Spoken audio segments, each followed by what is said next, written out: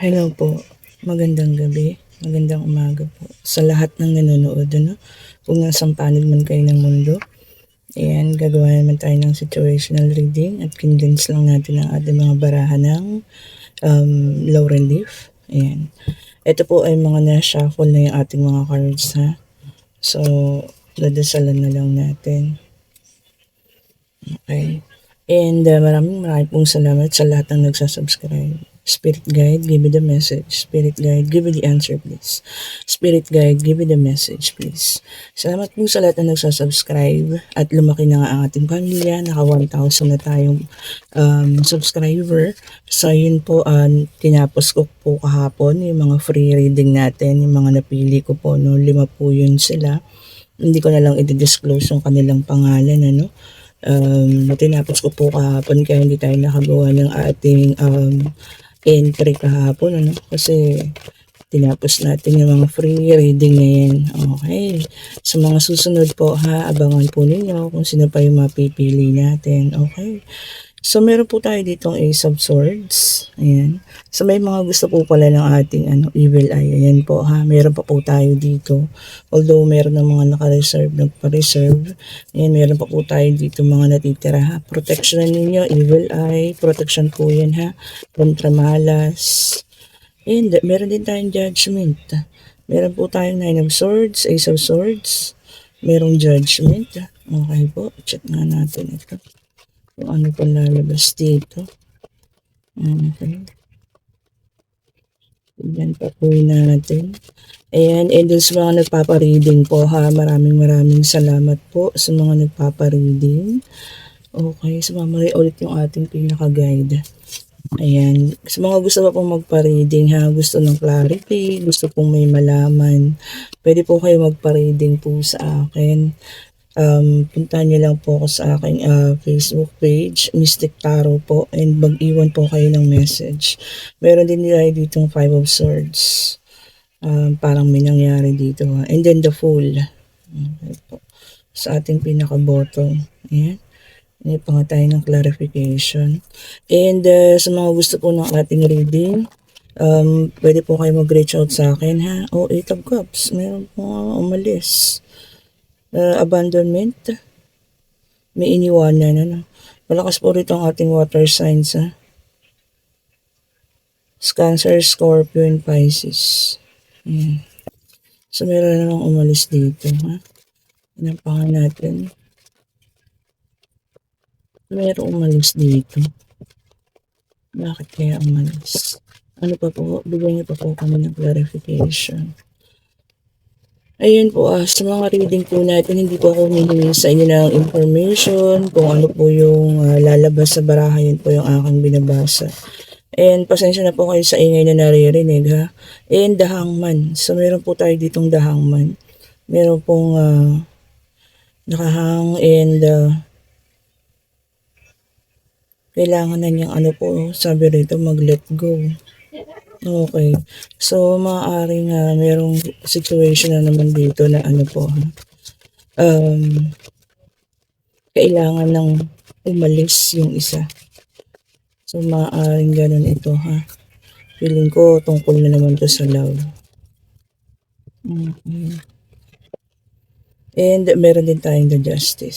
So, meron pagdidesisyonan. Okay, ano? Yung pa nga natin, more clarification po dito sa situational reading natin. Okay, and meron din po tayong Ace of Wands. Maaari magkaroon ng new beginning, ano? Potential new beginning para dun sa isa, ha? So, meron na namang gustong umalis sa sitwasyon. Yan. Kung sino po nakaka-resonate, ha? Maaaring gusto nang umalis po dito sa kung ano man yung situation na meron sila ngayon, ano? And judgment, meron po talagang gusto nang umalis. Meron siyang pagdidesisyonan at meron siyang judgment na gagawin, ano? Okay. So, maaaring ito yung meron kayong kadiling na isang narcissist. Alam niyo po ba yung narcissist? Ang narcissist po ay isang tao na walang pinapahalagan kundi yung sarili niya lang. Magaling po itong mag-manipulate kung alam niyo yung talagang kaya niya kayong paikutin, hawakan, ano. Oops, dalawa itong ating lumabas. Maaaring ito ang sitwasyong ganito, ano. Ayan, so meron po talagang Nine of Swords. Kanina, ang lumabas sa atin, ito ay ang Nine of Swords. Ito, Nine of Swords din. So, parehas. Ayan. So, meron sa gabi rito na hindi makatulog, ha. Although, mahal niya siguro tong taong to, pero ngayon talagang kailangan ng bitawan. And meron din tayong Six of Pentacles. Ayan. Siguro masyadong mabait itong taong ito, no? Mapagbigay sa lahat ng bagay, sa pagmamahal, sa material. Sobrang mahal niya yung taong ito, no? Yun nga po, no, yung dealing with narcissist na sinasabi ko sa inyo. Maaaring ganun yung isa sa mga mag-partner na ito, no? And Seven of Cups. Sabi po, kung ganun yung kadil ninyo, maaari po kayong umalis at marami kayong choices. Kaya lang feeling trap. Maaari sigurong sobrang mahal niya itong narcissist na ito, no? Pero sobra nang nahihirapan, sobra ng sakit yung nararamdaman niya, no? Lalo na kung ang taong ito ay manipulator, minamanipula niya lahat, desisyon ninyo, lahat ng gusto ninyo sa buhay, kailangan siya yung masunod, no? Siguro dapat bitawan na. Oh, tignan niyo, namatay pa ang ating kandila. Oh, justice. Parehas po, no? Lumabas yung justice dito, lumabas din yung justice doon. So, the same lang po, no? Kailangan niyo na daw po mag-desisyon. Kung sino man po yung nakakaranas ng treatment sa isang taong manipulator, no? Gusto niya siya yung magpatakbo ng buhay ng isa. Alisan niyo na raw po. Hindi niya deserve yung ganyang klase ng tao, no? Marami pa raw po kayo makikilala. Lumabas nga yung maraming choices. Okay po, marami kayong makikilala. Meron pong tao magpapahalaga sa inyo. No? Kasi naman dito yung dealing with the narcissist person. Yan. Yun po ang narcissist, ha. Wala pong mabuti sa kanya kundi sarili niya lang.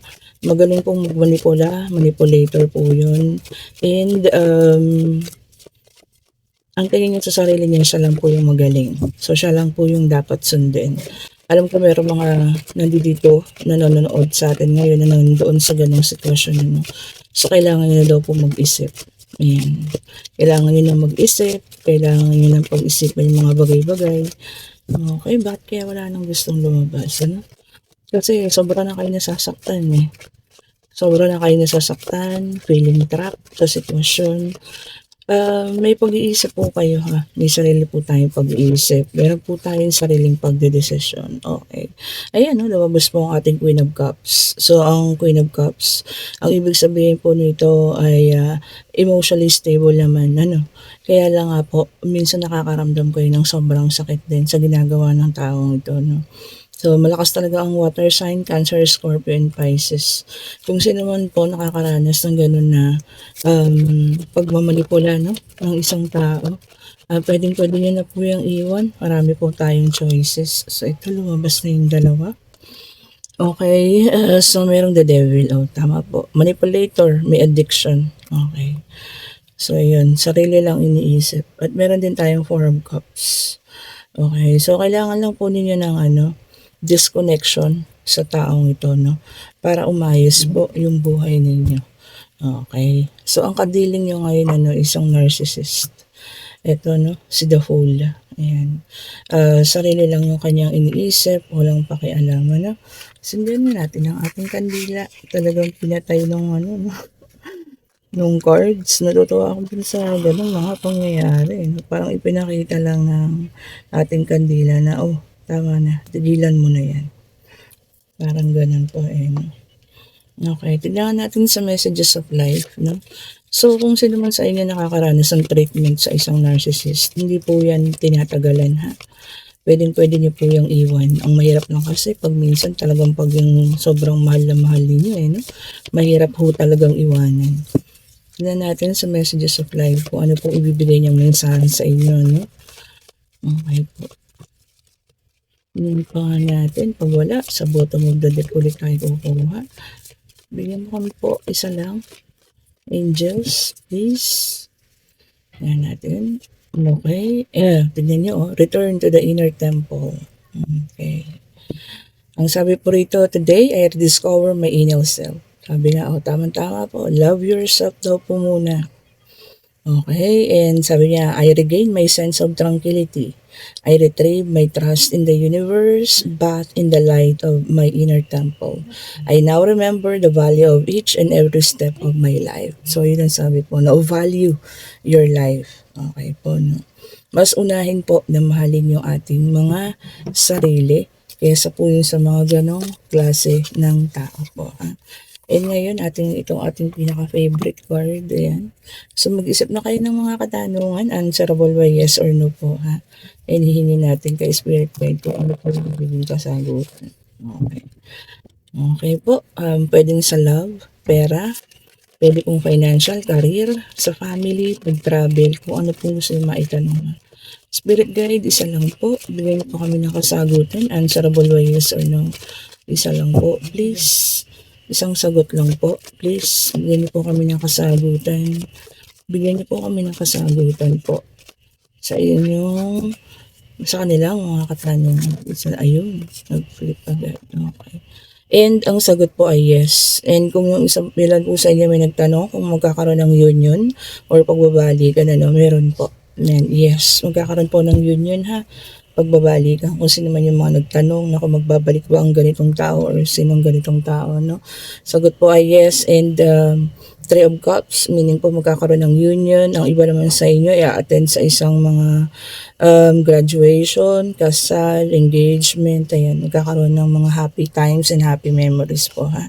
Okay, kung nagustuhan niyo po yung ating reading today, mag-like lang po, subscribe, and hit the notification bell po para lagi kayong updated sa ating mga ilalabas na bagong video. And ang ating healing oil po, ha, huwag niyong kakalimutan. Donation lang din po yan, ha, kagaya ng ating sa mga reading, puro donation lang po yan. Hindi tayo nagbibigay ng specific na price kasi para sa akin hindi siya gagana or hindi siya magagamit kapag po may presyo, ha.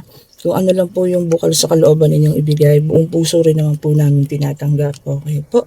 So ayan, sa lahat po ng nanood, salamat po, and God bless po sa ating lahat. Ang evil eye po natin ay available pa ng ating amethyst gem. Ayan, available pa rin po yan. Thank you so much po sa panonood. God bless po sa lahat. Bye-bye po.